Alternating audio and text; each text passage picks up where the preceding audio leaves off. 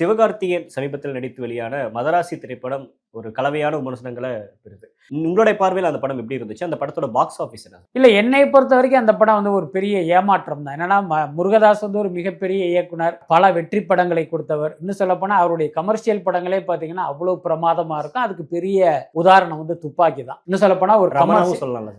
ரமணாவும் சொல்லலாம். பட் ஆனா துப்பாக்கி படத்தை பொறுத்த வரைக்கும் பாத்தீங்கன்னா ஒரு கமர்ஷியல் படத்துக்கான இலக்கணமாவே அந்த படம் இருக்கும். ஒரு பரபரப்பான திரைக்கதை எப்படி இருக்கணுங்கிறதுக்கு அந்த படத்தை நீங்க உதாரணமா சொல்ல முடியும். ஸோ அப்படிப்பட்ட படங்களை எடுத்த முருகதாஸ் பார்த்தீங்கன்னா இந்த மதராசி படத்தை வந்து கொஞ்சம் இன்னும் ஒரு கூடுதல் கவனத்தோட எடுத்திருக்கலாம்னு எனக்கு தோணுச்சு. இப்போ என்ன காரணம் அப்படின்னா, அவர் வந்து ஒரு ஆக்ஷன் படம் எடுக்கணும்னு நினைச்சிருக்காரு, அது தப்பு கிடையாது. சிவகார்த்திகேயன் வந்து ஒரு ஆக்ஷன் ஹீரோவா இன்னொரு இடத்துக்கு கொண்டு போகணும்னு நினைச்சிருக்காரு, அதுவும் தப்பு கிடையாது. ஆனா என்னன்னா, நம்ம வந்து ஒரு கதை பண்ணும்போது அதனுடைய அடிப்படையான விஷயங்கள் வந்து நம்ம தெரிஞ்சிருக்கணும். இப்போ உதாரணத்துக்கு இந்த படம் பார்த்தீங்கன்னா NIA சம்பந்தப்பட்ட ஒரு கதை. சென்னைக்குள் துப்பாக்கிகளை வந்து ஊடுருவ விடணும், துப்பாக்கியை வந்து மக்கள்கிட்ட புழக்கத்துல விட்டு இங்க வந்து இந்த அமைதியை குலைக்கணும்னு ஒரு குரூப் ட்ரை பண்றாங்க. அதை வந்து ஒரு NIA அதிகாரி வந்து தடுக்கிறாரு. இதுதான் விஷயம். அப்போ ஒரு NIA அப்படின்னா அதனுடைய அதிகாரம் என்ன அப்படிங்கிறத முதல்ல நீங்க தெரிஞ்சுக்கணும். அதெல்லாம் தெரிஞ்சுக்காம நீங்க NIA ஏதோ பார்த்தீங்கன்னா ஏதோ விருகம்பாக்கம் போலீஸ் ஸ்டேஷன் மாதிரி இவங்க நினைச்சுக்கிட்டு என்ன அதை டீல் பண்றது இருக்குல்ல,